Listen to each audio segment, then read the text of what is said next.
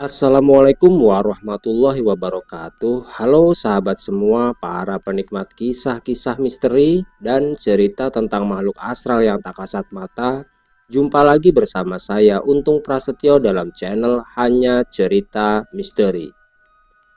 Salam sehat dan sejahtera selalu buat sahabat semua dimanapun sahabat semua berada. Seperti biasa, pada kesempatan kali ini saya akan menemani waktu santai sahabat semua sambil menikmati petualangan dari kisah Sudiro.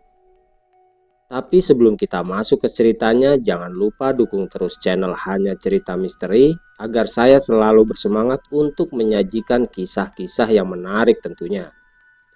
Dan bagi sahabat semua yang belum subscribe channel ini, jangan lupa dan jangan ragu untuk menekan tombol subscribe-nya serta nyalakan lonceng notifikasinya.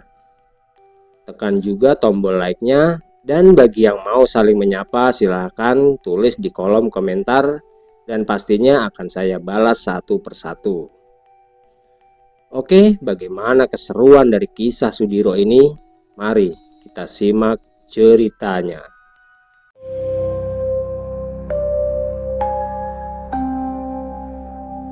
Beristirahatlah dulu, Diro. Pulihkan energimu.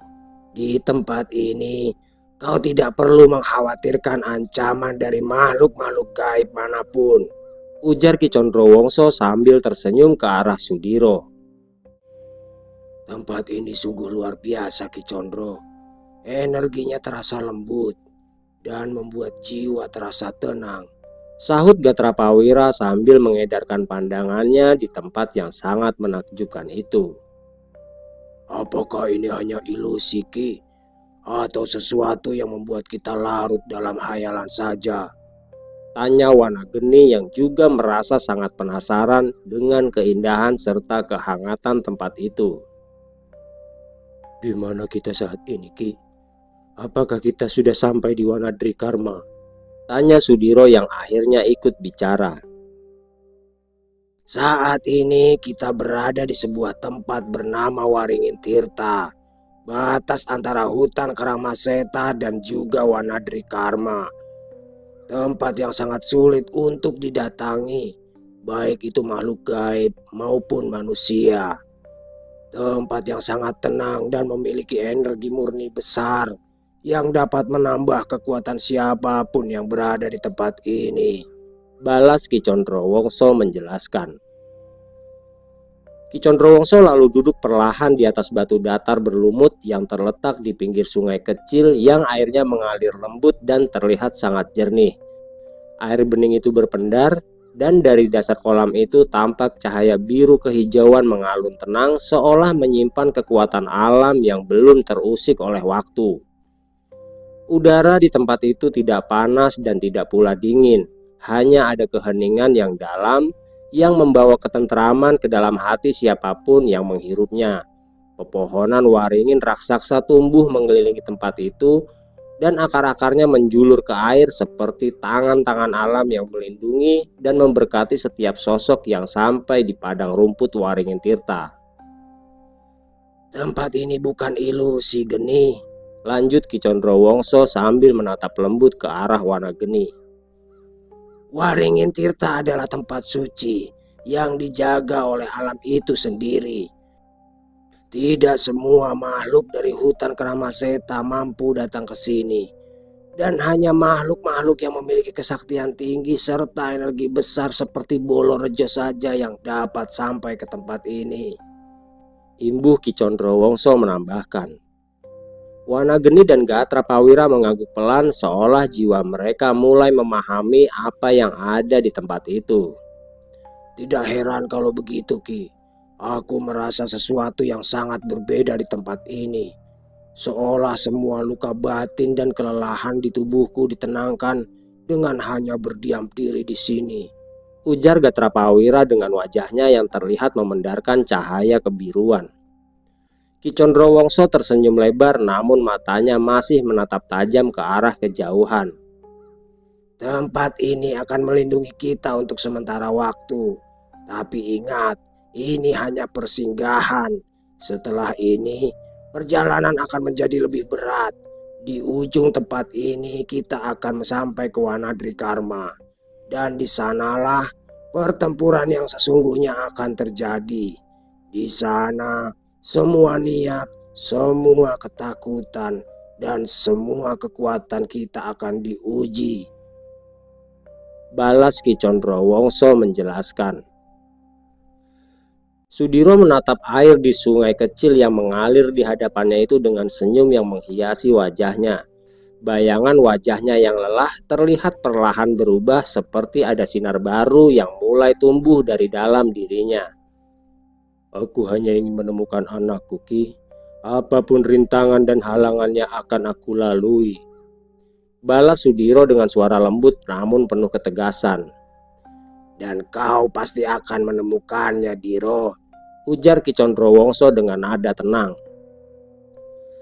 Tapi mungkin bukan dengan cara yang kau bayangkan, imbuh Ki Condro lagi dengan senyum yang menghiasi wajahnya. Suasana di padang rumput Waringin Tirta tetap terlihat tenang, tapi langit perlahan memudar ke warna jingga, pertanda jika waktu terus berjalan. Sudiro, Ki Condrowongso, Gatra Pawira, dan juga Wanageni terlihat duduk bersila seolah sedang menyerap energi murni yang diberikan alam di tempat itu. Sudiro duduk dengan punggung tegak, wajahnya menghadap ke arah langit yang kini semakin merona. Urat-urat di tangannya bergetar halus, pertanda tubuhnya tengah menerima aliran energi alam yang halus namun kuat. Di balik kelopak matanya yang terpejam, kenangan tentang Widanu berkelebat seperti bayangan masa lalu yang dipanggil oleh tempat suci ini. Gatra Pawira duduk bersila sedikit lebih jauh dari yang lainnya. Dia membiarkan kedua telapak tangannya menyentuh tanah di tempat itu. Tubuhnya menyatu dengan irama alam gaib, energinya menjadi sangat teratur, dan jiwanya membuka diri sepenuhnya seolah menyerap setiap denyut kehidupan dari Waringin Tirta seperti akar pohon yang menyerap embun pagi. Wanageni terlihat dilingkupi lingkaran cahaya samar. Energi panas dari dalam dirinya berpadu dengan kelembutan aura tempat itu menciptakan keseimbangan sempurna antara api dan kesunyian. Seperti nyala lentera dalam kabut, tubuhnya perlahan bersinar dengan warna kemerahan yang meredup. Ki Condrowongso sebagai poros dari kehadiran mereka di sana duduk dengan tenang di atas batu besar. Matanya juga terpejam, namun dari tubuhnya aura kuning keemasan memancar stabil. Dia bukan sekedar menyerap energi, melainkan menata ulang seluruh kekuatannya yang sempat tercerai-berai karena keinginan yang ada dalam hatinya. Daun-daun waringin perlahan berguguran menari dalam gerakan lambat sebelum menyentuh tanah. Setiap helainya seperti membawa bisikan kekuatan kepada jiwa-jiwa yang sedang mempersiapkan diri menghadapi alam berikutnya. Di sisi lain, di lembah Balulang terlihat diselimuti cahaya temaram saat Wanara Rupa menjejakkan kembali kaki-kakinya di sana. Awan-awan tipis menggantung rendah dan gemuruh air dari sungai yang mengalir di dasar lembah menyambut mereka dengan irama lembut. Getaran kehadiran mereka terasa jauh sebelum tubuh mereka benar-benar menampakkan diri. Dari balik kabut lembah, sosok-sosok yang telah menanti segera muncul satu persatu. Abah Uta berdiri paling depan dengan tongkat kayu tua di tangan kirinya. Wajahnya menyiratkan ketegasan dan kelegaan yang berbaur saat melihat tubuh renta Eyang Jagadgiri dibopong kembali ke tanah pertapaan leluhur. Di sisi kirinya Nyai Semala yang mengenakan selendang hitam berhias bunga kamboja putih segera mendekat dengan langkah tenang namun penuh rasa cemas. Matanya berkaca-kaca menatap Eyang Jagadgiri yang tidak setegar dulu. Sri Kanti dengan rambut panjang yang dikepang rapat dan sorot mata tajam menyambut mereka dengan rasa cemas. Di balik wajah tegasnya tersimpan kekhawatiran mendalam terhadap kondisi Eyang Jagadgiri yang selama ini selalu membantunya di saat-saat sulit. Eyang Jagadbaruna dengan jubah berwarna biru laut dan kalung batu giok yang berpendar pelan berdiri tenang tidak jauh di belakang mereka. Sorot matanya tajam namun damai, seolah telah mengetahui bahwa pertemuan ini akan membawa sebuah perubahan besar pada keseimbangan lembah Balulang. Sementara itu, dua sosok gaib yang menjaga lembah dengan kesetiaan luar biasa mulai muncul. Kiwanasela dan Kiwanataru muncul dari balik pepohonan besar yang melingkari kawasan itu. Keduanya berjalan tanpa suara, namun aura kekuatan yang mereka pancarkan mampu membuat udara di sekitarnya bergetar. Kiwanasela dengan jubah tanah dan mata bersinar kehijauan, sementara Kiwanataru tampak lebih tua, berjubah dedaunan kering dan membawa tongkat akar berliku. Mereka semua membentuk lingkaran menyambut kedatangan Wanarupa, Warijan, dan Eyang Jagadgiri. Tidak ada kata yang diucapkan ketika mereka mengetahui kondisi buruk yang sedang dialami oleh lelaki tua itu. Tanpa banyak berkata-kata, Eyang Jagadbaruna pun segera mengaliri energi murninya yang perlahan mengeluarkan darah beku yang menyumbat peredaran darah serta aliran energinya. Kiwanasela dan Kiwanataru ikut membantu, sementara Abah Uta memberi isyarat kepada Nyai Semala untuk segera membuatkan ramuan obat dari rempah dan akar serta dedaunan yang ada di hutan lembah Balulang. Nyai Semala bergerak cepat tanpa suara, langkahnya seirama dengan desir angin yang berhembus pelan. Dia menyusuri sisi hutan kecil di tepian lembah, jemarinya yang sudah sangat terlatih memilih dedaunan tertentu dan mencabut akar yang dalam dengan satu gerakan halus, lalu memetik bunga kecil yang hanya tumbuh di antara celah batu lembab. Dan dalam waktu singkat, bahan-bahan itu telah dikumpulkan dalam selendangnya. Sementara itu, di tengah lingkaran tubuh Eyang Jagadgiri terbaring dengan posisi ditinggikan sedikit, bersandar pada tumpukan kain dan daun kering yang disiapkan oleh Warijan. Energi murni yang mengalir dari Eyang Jagadbaruna terus menyatu ke dalam tubuhnya, menyusup perlahan ke jaringan terdalam dan memulihkan syaraf serta mengusir sisa racun gaib yang telah menggerogotinya dari dalam. Kiwanasela menstabilkan aliran energi itu dengan membentuk pola-pola cahaya berbentuk akar yang melilit lembut di sekitar tubuhnya. Sedangkan Kiwanataru menanamkan mantra penjaga agar proses penyembuhan tidak terganggu oleh gangguan dari luar. Di sisi lain, Sri Kanti menyiapkan sebuah tempat untuk merawat tubuh lemah Eyang Jagadgiri. Dalam hatinya, dia terus bertanya-tanya bagaimanakah keadaan suaminya serta Ki Jagatmadya dan para makhluk-makhluk gaib lainnya. Tidak lama kemudian, Nyai Semala kembali dengan asap tipis mengepul dari ramuan hangat dalam wadah tanah liat. Dia menyentuhkan uap ramuan itu ke titik-titik nadi Eyang Jagadgiri sambil menggumamkan doa-doa pengobatan. Wajah lelaki tua itu mulai menunjukkan perubahan dengan nafasnya yang lebih teratur serta warna kulitnya yang tidak lagi pucat dan aliran cahaya halus mulai tampak di balik permukaan kulitnya. Langit di atas lembah Balulang semakin temaram. Cahaya keemasan matahari senja membias lewat dedaunan tinggi dan jatuh tepat di tengah lingkaran penyembuhan itu, seolah alam pun memberi restu atas usaha mereka menyelamatkan sang penjaga dataran tinggi di Pulau Jawa itu. Suasana berubah hening dan penuh dengan harapan. Setelah memastikan jika kondisi Eyang Jagadgiri terus membaik, Abah Uta mulai melayangkan pertanyaan-pertanyaan yang sedari tadi mengganggu pikirannya. Wanarupa yang telah kembali ke wujud aslinya pun mulai menjelaskan apa yang telah mereka alami kala itu. Abah Uta menatap lekat wajah Eyang Jagadgiri yang kini tampak lebih tenang. Meski matanya masih terpejam, namun rona kehidupan perlahan kembali menghiasi wajahnya. Udara di sekeliling mereka bergetar halus seolah turut merasakan kelegaan yang mulai mengalir dari dalam lingkaran itu. Lalu dengan suara rendah namun penuh getaran makna, Abah Uta membuka suaranya. Apa yang sebenarnya telah terjadi pada Jagadgiri? Tanya Abah Uta sambil menatap ke arah Warijan dan juga sosok Wanarupa. Kami bertarung melawan 5 sosok gaib yang memiliki kekuatan sangat besar, Ki. Dan saat itu, kita juga kehilangan Ki Jagatmadya. Balas Wanarupa sambil menundukkan wajahnya yang tampak sangat menyesal atas kematian dari sosok penjaga daratan itu. Apa yang telah dikatakan oleh Wanarupa terdengar seperti petir yang menyambar. Abah Uta, Eyang Jagadbaruna, Nyai Semala, dan juga Sri Kanti tampak sangat terkejut mendengarnya.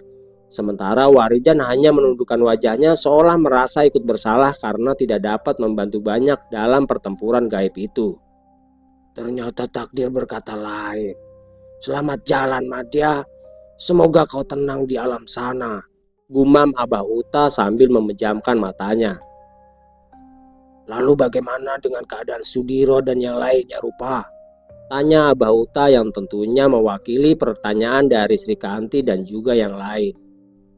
Sudiro masih bersama Ki Condrowongso, Gatra Pawira dan juga Wanageni, Ki. Mereka terus melanjutkan perjalanan memasuki hutan Kramaseta. Balas Wanarupa menjelaskan. Maaf Ki, saat ini mereka sudah melewati hutan Kramaseta.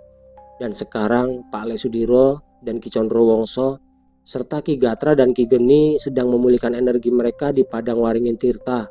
Sahut Warijan yang membuat Abah Uta dan yang lainnya merasa terkejut namun juga merasa lega. Dari mana kau mengetahuinya, Jan? Tanya Abah Uta dengan wajahnya yang terlihat tegas. Belum lama tadi Ki Condrowongso mengirimkan telepatinya, Bah, melalui keris pusaka yang diberikannya kepada saya. Balas Warijan menjelaskan dengan tenang. Syukurlah, aku berharap mereka dapat mengatasi semua halangan dan rintangan hingga sampai ke lembah Segoro Geni, ujar Abah Uta sambil menghela nafas panjang. Bayangan senja perlahan merambat di atas lebah Balulang menyelimuti perbukitan dan pepohonan tua dengan cahaya keemasan yang hangat. Keheningan menyatu dengan kesedihan yang baru saja menggulung mereka semua. Di tengah lingkaran itu, Eyang Jagadgiri kini terbaring dengan tenang, napasnya mulai teratur sementara aliran energi murni terus menjaga keseimbangan tubuh dan jiwanya. Abah Uta menatap ke arah langit yang mulai gelap, pikirannya melayang jauh pada masa lalu, pada sosok Ki Jagatmadya yang kini telah tiada. Sementara Sri Kanti duduk bersila dengan kedua tangannya menangkup di dada depan seperti sedang mengirim doa kepada arwah yang baru saja berpulang. Ki Wanasela dan Ki Wanataru kembali ke tempat penjagaannya masing-masing di sisi lembah untuk memastikan tidak ada gangguan yang datang mendekat. Sedangkan Nyai Semala mulai menyiapkan hidangan makan malam mereka dan Ki Jagat Baruna memilih duduk bersila di dekat tubuh Eyang Jagadgiri sambil terus mengalirkan kekuatan spiritualnya. Langit perlahan berubah semakin gelap dan mulai dihiasi bintang-bintang yang berkilauan. Angin lembah berhembus pelan menambah suasana menjadi sakral, seolah alam pun ikut memberi penghormatan pada sosok yang telah gugur dan pada mereka yang kini tengah meniti jalan sunyi menuju pusat kegelapan di lembah Segoro Geni. Sementara itu, di padang rumput Waringin Tirta, Sudiro dan yang lainnya masih beristirahat sambil menyatukan energi yang mereka miliki dengan energi yang berasal dari tempat tersebut. Udara di padang rumput Waringin Tirta semakin terasa hangat namun terasa menenangkan. Sementara langit yang semula berwarna jingga perlahan berubah menjadi ungu keperakan seolah menandakan bahwa malam akan segera datang. Cahaya dari semak-semak kecil di sekitar mereka mulai berpendar lembut, memancarkan sinar hijau kebiruan yang mengambang tenang di udara bagai kunang-kunang yang terlahir dari energi murni alam itu sendiri. Sudiro masih duduk bersila dengan mata terpejam, tubuhnya tenang namun di balik matanya yang terpejam itu ada banyak gelombang perasaan yang datang. Rasa rindu dan juga rasa cemas yang terus dia tekan dalam-dalam, perlahan berganti dengan tekad membara untuk sampai ke lembah Segoro Geni. Energi dari tanah Waringin Tirta menjalar perlahan ke tubuhnya, menenangkan pikirannya dan membangkitkan kembali kekuatan yang sempat terkuras dalam perjalanan panjangnya. Sama seperti yang dilakukan oleh Sudiro, Gatra Pawira dan Wanageni masih terlihat dalam posisi yang sama. Tangan mereka menyentuh tanah, menyelaraskan napas dengan denyut alam di sekitar. Aura dari tubuh mereka bergetar perlahan, membentuk lingkaran samar dari cahaya kekuningan dan merah api yang saling bersilangan. Keduanya seolah menjadi satu dengan tempat itu, menyatu dalam harmoni yang tidak bisa dijelaskan dengan kata-kata. Ki Condrowongso yang sudah sangat mengenal tempat itu terus menikmati pemandangan indah yang bercampur dengan energi murni besar itu. Dia terlihat terus memandang ke arah tempat Wanadrikarma berada. Entah apa yang ada di dalam pikiran sosok makhluk gaib yang usianya sudah ratusan tahun itu. Dia seperti sedang menyusun siasat agar mereka dapat sampai di gerbang terakhir Wanadrikarma dan mendapatkan batu mustika yang diketahuinya adalah kunci untuk membuka gerbang menuju lembah Segoro Geni. Waringin Tirta bukan sekedar menjadi tempat peristirahatan. Tempat itu kini menjadi sebuah titik persimpangan antara kekuatan dan kelemahan serta antara masa lalu dan juga masa depan. Di sanalah mereka bersiap menyatukan diri sebelum melangkah menuju ke medan yang lebih berat, menuju rahasia terdalam dari dalam lembah Segoro Geni. Terima kasih sudah membawa kami sampai di tempat ini, Ki. Ucap Sudiro yang berjalan mendekat ke arah Ki Condrowongso. Tidak perlu berterima kasih, Diro. Aku hanya menjalankan apa yang telah digariskan oleh Sang Pencipta alam semesta ini. Selain itu, aku juga masih memiliki tujuan yang belum dapat aku raih di Wanadri Karma. Balas Ki Condrowongso dengan wajah yang terlihat begitu tenang. Maaf, Ki. Apakah benar jika dulu kau mau mengambil mustika yang ada di Wanadri Karma? Tanya Sudiro dengan wajah penasarannya. Mendengar apa yang ditanyakan oleh Sudiro, Ki Condrowongso hanya tersenyum. Matanya terus memandang jauh ke arah Wanadri Karma berada. Dan setelah beberapa saat dia pun menjelaskan siapa dia yang sebenarnya dan mengapa dia memiliki keinginan untuk mengambil batu mustika Darpana Sekti yang ada di Wanadri Karma. Dulu aku adalah calon penerus raja dari sebuah kerajaan gaib yang bernama Jagat Kalintang, Diro. Tapi karena tipu daya dari kakakku sendiri, ayahku lalu membuat sayembara. Jika aku berhasil membawa mustika Darpana Sekti itu ke kerajaan gaib Jagat Kalintang, maka aku akan diangkat menjadi raja, meneruskan tahta dari ayahku. Ujar Ki Condrowongso memulai ceritanya. Karena merasa tertantang dan juga merasa sangat kecewa pada ayahku sendiri, akhirnya aku membawa para punggawa kerajaan terbaik yang selalu setia kepadaku. Dan tidak hanya itu, ayahku juga menitipkan Ramapata yang merupakan anak angkat darinya. Imbuh Ki Condrowongso yang aura tubuhnya mulai berubah seiring amarah yang mulai dia rasakan ketika dia teringat akan masa-masa kelamnya. Maafkan aku, Ki. Aku tidak bermaksud membangkitkan luka lama yang pernah kau alami. Balas Sudiro yang tidak ingin lagi Ki Condrowongso melanjutkan ceritanya. Tidak apa, Diro. Aku hanya sedikit kesal karena teringat akan kebodohan yang telah dilakukan oleh Jaladri Wongso saudaraku itu.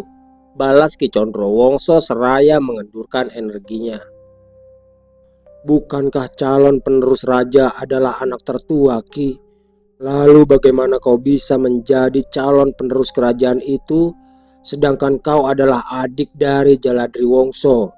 Tanya Sudiro yang semakin penasaran dengan kehidupan masa lalu Ki Condrowongso. Itu semua adalah wasiat dari kakekku dulu, Diro. Dia sudah berpesan jika akulah yang harus menggantikan ayahku.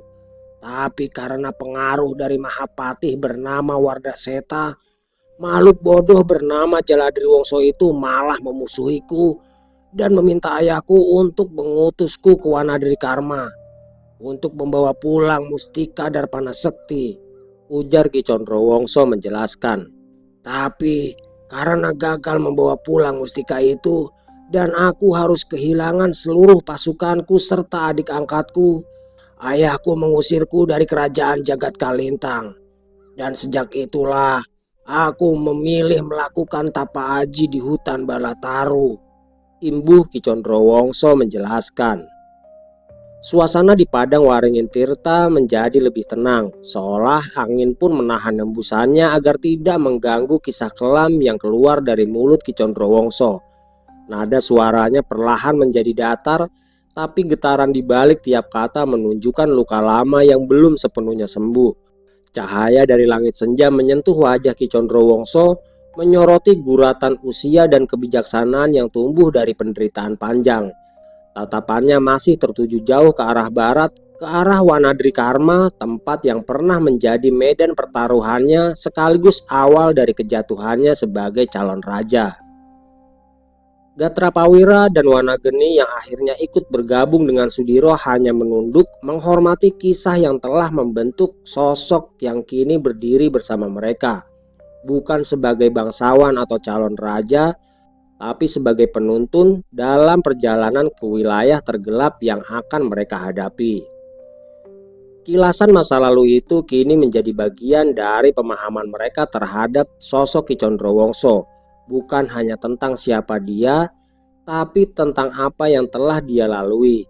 Rasa akan kehilangan, pengkhianatan, dan pengasingan, semua itu menjadikannya bukan sekedar makhluk gaib yang sakti, melainkan jiwa yang telah melalui tapal batas antara dendam dan keikhlasan. Setelah aku memasuki hutan Balataru yang sangat ditakuti oleh para makhluk gaib yang ada di beberapa kerajaan gaib, aku akhirnya menemukan ketenangan yang membawaku menjadi penguasa hutan gaib itu, ujar Ki Condrowongso yang kembali melanjutkan ceritanya. Lalu, bagaimana sampean bisa bertemu dengan Warijan serta Widanu, Ki? Dan mengapa sampean menyebut Widanu dengan sebutan Raden? Tanya Sudiro penasaran. Pertemuanku dengan Raden Widanu dan juga Warijan adalah sebuah takdir yang menjadi awal baru dalam hidupku dan juga awal dari kemakmuran kerajaan Jagat Kalintang, balas Ki Condrowongso yang masih menimbulkan tanda tanya besar. Dalam perjalanan laku lampahnya, Warijan bertemu dengan anak dari Jaladri Wongso yang bernama Brajamusti. Lalu Warijan dan Brajamusti bersama punggawa setianya yang juga dibantu oleh Raden Widanu masuk ke hutan gaib Balataru untuk merebut kerajaan Jagat Kalintang yang kala itu dikuasai oleh Wardaseta Sang Mahapatih. Setelah berhasil merebut kekuasaan dari tangan Jaladri Wongso kakakku, si makhluk bodoh yang paling serakah itu, ujar Ki Condrowongso menceritakan. Pada pertemuanku dengan Raden Widanu itulah aku tahu jika anakmu memiliki ilmu Pancawara, Diro, dan dia memberiku sedikit gambaran tentang sebuah perjalanan dan juga tempat yang dulu pernah aku datangi. Dan tempat itu adalah Wanadri Karma. Sejak saat itu aku memutuskan untuk menemani laku lampa yang sedang dijalankan oleh Warijan. Dan rupanya gambaran yang diberikan oleh Raden Widanu sedang kita alami saat ini, Diro, imbuh Condrowongso sambil tersenyum. Angin berhembus pelan seolah membawa aroma sejarah yang perlahan terbuka. Wajah Sudiro menegang sesaat, seakan mencoba mencerna rangkaian takdir yang baru saja diungkap oleh Ki Condrowongso. Nama Widanu kini terdengar semakin berat, seiring kenyataan bahwa memang kekuatan besar ada di dalam tubuh anaknya. Tatapan Ki Condrowongso pun kini terasa lebih lembut, namun dalam sorot matanya tersimpan pemahaman yang mendalam tentang garis darah, kekuasaan, dan takdir yang tidak bisa dielakkan. Dia tahu tidak ada yang kebetulan dalam perjalanan ini. Kehadiran Widanu, Warijan, dan bahkan dirinya sendiri dalam pusaran kekuatan lama adalah bagian dari gerak semesta yang telah disusun jauh sebelum mereka dilahirkan. Sementara itu Gatrapawira dan Wanageni hanya terdiam mencoba merangkai benang-benang nasib yang mulai tersambung. Perjalanan mereka yang terasa berat kini tampak sebagai bagian dari skenario besar yang belum seluruhnya terungkap.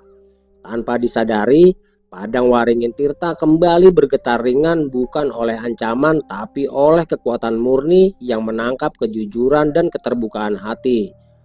Tempat itu seolah mengakui kebenaran yang baru saja disampaikan.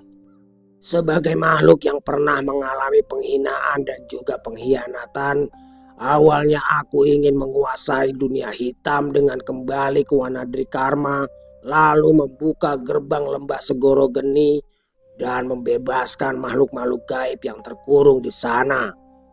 Tapi pertemuanku dengan bocah pemilik ilmu Pancawara itu merubah segalanya. Setelah kekuatanku bertambah besar dan kesaktianku semakin tinggi, Aku malah tidak memiliki tujuan hidup lagi.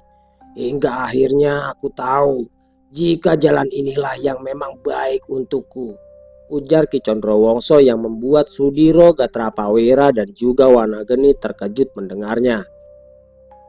Kata-katanya yang baru saja terucap tidak hanya mengguncang hati mereka, tapi juga membuka sebuah kenyataan yang tidak pernah mereka bayangkan sebelumnya.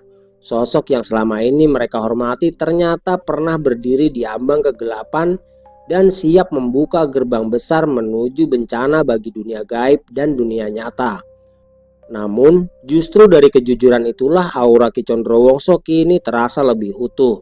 Tidak lagi hanya sebagai sosok bijak yang mereka ikuti dalam perjalanan ini, melainkan juga sosok yang pernah jatuh, terluka, dan bangkit kembali.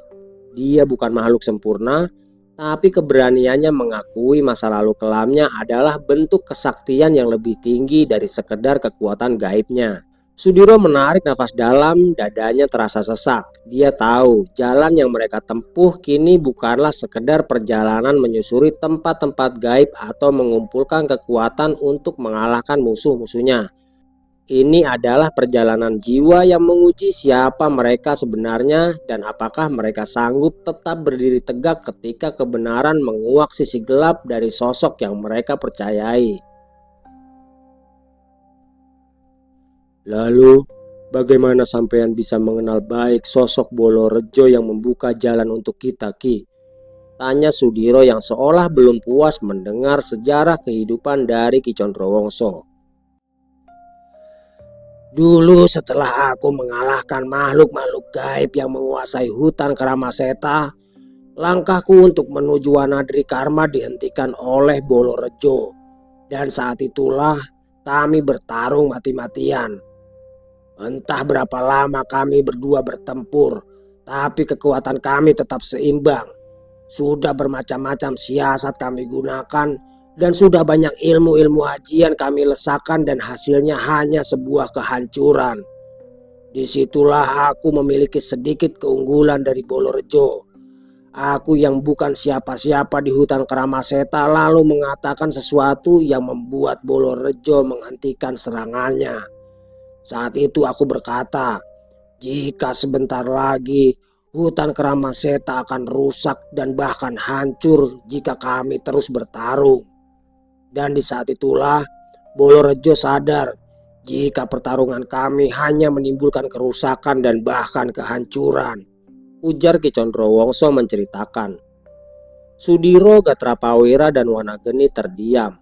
Mereka menyimak dalam hening seolah kisah yang diucapkan Ki Condrowongso bukan hanya sekedar cerita masa lalu, tetapi juga sebuah pelajaran besar tentang kesadaran dan perubahan. Bolorejo bukan makhluk biasa, ucap Ki Condrowongso lirih melanjutkan ceritanya. Dia adalah penjaga hutan gaib Karamaseta, makhluk yang menyatu dengan nafas hutan dan kehidupan yang tersembunyi di dalamnya. Tapi saat itu dia juga sangat keras kepala seperti aku. Kami bertarung tanpa henti hingga pada akhirnya kesadaran itu muncul bukan dari ilmu, tapi dari sebuah rasa. Ki Condrowongso menatap ke arah Sudiro, Gatrapawira dan juga Wanageni satu persatu. Dia mencoba menilai mereka dengan sorot mata yang terlihat lembut namun syarat dengan pengetahuan.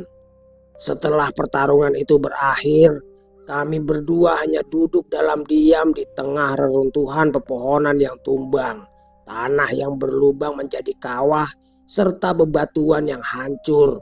Tidak ada kata, hanya pandangan yang saling mencoba mengerti satu sama lain.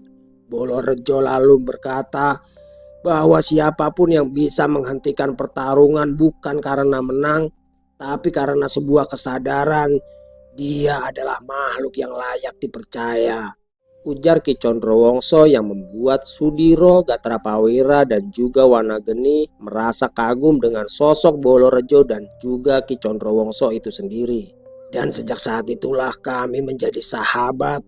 Walau kami lama tidak bertemu, namun ikatan batin yang melebihi tali persaudaraan itu tetap abadi. Imbuh Ki Condrowongso. Gatrapawira menunduk dalam merasa hormat pada perjalanan batin yang telah ditempuh oleh Ki Condrowongso. Sementara Wanageni mencatat kisah itu dalam benaknya sebagai bagian dari laku hidup yang harus dimengerti oleh siapapun yang menguasai kekuatan besar.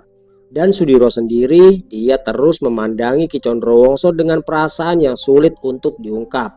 Bukan hanya rasa hormat, tapi ada kekaguman pada sosok yang ternyata tidak hanya memiliki kekuatan besar, namun juga jiwa yang telah ditempa oleh luka, pertempuran, dan juga pengampunan.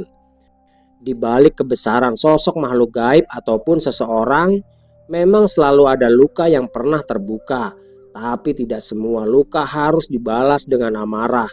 Kadang, justru dari sanalah sebuah kebijaksanaan akan terlahir. Setelah pertempuran besar itu, Bolorejo membawaku ke tempat ini. Dan disinilah, di Padang Waringin Tirta, kami mengobati luka-luka yang kami derita. Baik itu luka batin maupun luka pada tubuh kami. Ujar Ki Condrowongso menceritakan. Waringin Tirta menjadi saksi perubahan besar dalam hidup Ki Condrowongso. Tempat itu bukan hanya menjadi tempat peristirahatan setelah pertempuran, tetapi juga tempat kelahiran kembali. Tempat dia melepaskan ambisinya sebagai pewaris tahta dan mulai menyadari bahwa kekuatan sejati tidak harus digunakan untuk menguasai. Gatrapawira, Wanageni, dan Sudiro masih terdiam meresapi setiap kata dan perasaan yang mengalir dari cerita itu.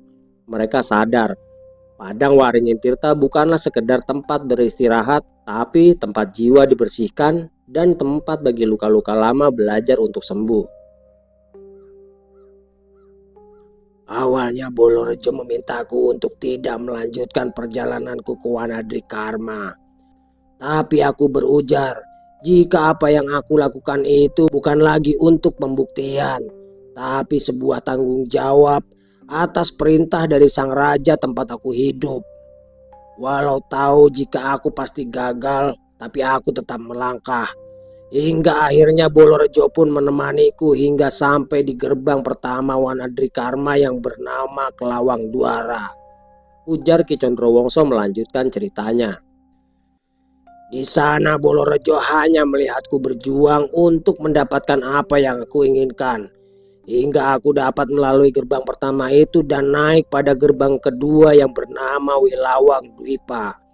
Tapi di gerbang kedua itu, Bolorejo tidak dapat melanjutkan langkahnya menemaniku. Karena penjaga tempat itu adalah sosok Kromodewo yang merupakan ayah dari Bolorejo. Imbuh Ki Condrowongso menceritakan tentang Wanadrikarma. Kisah Ki Condrowongso mengalir pelan seperti arus tenang sebuah sungai yang tidak hanya membawa kabar tapi juga makna. Nama-nama yang disebut tadi bergaung dalam kesadaran mereka. Kelawang Duara dan Wilawang Dwipa bukan sekedar nama tempat, tapi bagian dari lintasan yang hanya bisa dilalui oleh jiwa-jiwa tangguh dan jiwa yang telah rela ditelanjangi oleh penderitaan, kehormatan, dan juga kepercayaan. Ketika menyebut Kromodewo, sorot mata Ki Condrowongso berubah. Bukan sekedar hormat atau takut, tapi ada bekas luka yang tidak terlihat. Karena pada gerbang kedua itulah dia benar-benar diuji. Bukan hanya soal kekuatan, tapi juga soal tekad dan pengorbanan. Dan saat itu Bolorejo harus mundur karena tidak sanggup menghadapi kekuatan sang ayah, Kromodewo, sang penjaga gerbang Wilawang Dwipa. Ki Condrowongso pun tahu jika dia harus berjalan sendiri menembus kabut dan ujian yang tidak lagi berwujud fisik. Hingga akhirnya setelah pertarungan yang tidak seimbang itu, Kromodewo akhirnya sadar jika yang datang ke wilayah kekuasaannya itu bukan makhluk sembarangan. Hal itu disebabkan karena Kromodewo tahu jika untuk dapat berjalan bersama Bolorejo, maka makhluk itu harus mengalahkan putranya yang berjaga di hutan Karamaseta. Setelah mengetahui tujuan Ki Condrowongso dan juga ikatan batin yang kini dimilikinya dengan Bolorejo, akhirnya Kromodewo pun memberinya jalan untuk mencoba menembus gerbang berikutnya, yaitu gerbang Trisaka Aji. Gerbang Trisaka Aji adalah sebuah tempat yang tidak hanya dikenal karena kekuatannya yang menakutkan, tapi juga karena kemisteriusannya yang membungkus segala bentuk ujian di dalamnya. Saat Ki Condrowongso menyebut nama itu, suasana Padang Waringin Tirta terasa seperti ditarik lebih dalam ke lapisan kenangan dan sejarah yang telah lama tertutup kabut. Gatrapawira perlahan menegakkan duduknya sementara Wanageni dan Sudiro mulai menyadari bahwa apa yang mereka dengar bukan sekedar cerita tapi potongan dari jalur takdir yang kini mereka pijak. Jalur yang terhubung dengan sosok-sosok legendaris yang namanya bahkan tidak semua makhluk gaib berani menyebutnya sembarangan. Di gerbang Trisaka Aji bukan hanya ujian kekuatan maupun ilmu kadikdayan. Tempat itu adalah gerbang ujian batin yang mencabik-cabik keyakinan dan menggoda setiap keraguan yang pernah singgah di dalam diri. Tidak banyak makhluk yang bisa melaluinya, bahkan tidak sedikit yang kehilangan jati dirinya di sana.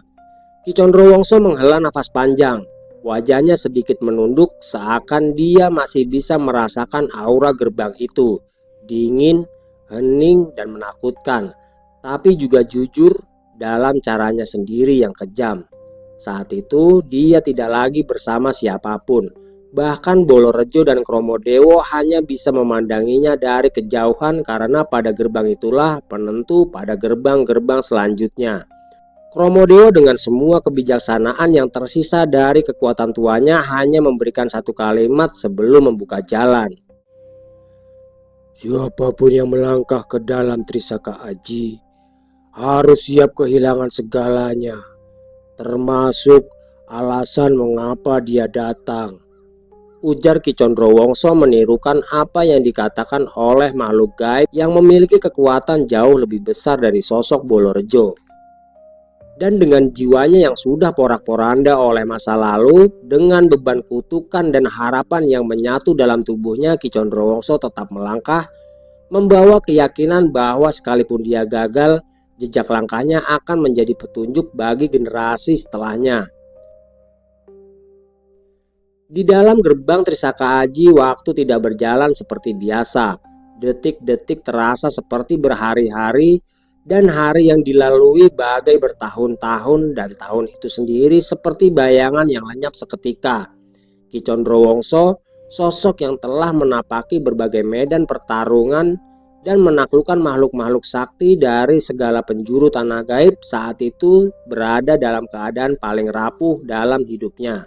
Saat dia melangkah jauh ke dalam gerbang itu, tubuhnya langsung terasa berat. Tapi bukan karena beban fisik, melainkan karena seluruh kenangan dan luka batin yang selama ini dia kubur bangkit satu persatu. Gerbang itu membuka pintu paling dalam pada dirinya. Semua perasaan yang pernah dia tekan, pengkhianatan dari saudaranya, kekecewaan pada ayahnya, rasa bersalah atas kematian para punggawa kerajaannya, bahkan keputusasaannya terhadap hidup, semua menyerangnya secara bersamaan. Kesaktiannya perlahan-lahan lenyap seolah ditarik kembali ke asalnya. Tidak ada lagi ajian pamungkas, tidak ada lagi kekuatan ilmu warisan jagat Kalintang. Yang ada hanya dirinya, telanjang dari segala keangkuhan ilmu dan dikelilingi oleh bisikan-bisikan batin yang terdengar sangat mengiris. Dalam kehampaan itu, Ki Condrowongso berjalan seperti orang tersesat di tengah gurun. Tidak ada arah, tidak ada langit, dan tidak ada tanah untuk dipijak. Dia seperti terapung dalam ruang tanpa batas, hanya ditemani gema suara dari masa lalunya. Suara ayahnya yang memerintahkan pergi, suara Jaladriwongso yang tertawa puas saat dia merasa kemenangan pada sebuah persaingan. Dan juga suara tangisan para punggawa yang gugur karena mengikuti ambisinya. Tubuhnya mulai kehilangan wujud. Dia merasakan raganya seperti meleleh menjadi asap dan menjadi bayangan dan menjadi tiada. Dia tidak tahu lagi siapa dirinya yang sebenarnya. Nama Condrowongso hanya jadi gema yang terus dipertanyakan oleh alam itu sendiri. Hingga akhirnya di titik paling nadir, ketika dia benar-benar kehilangan bentuk, suara lain datang.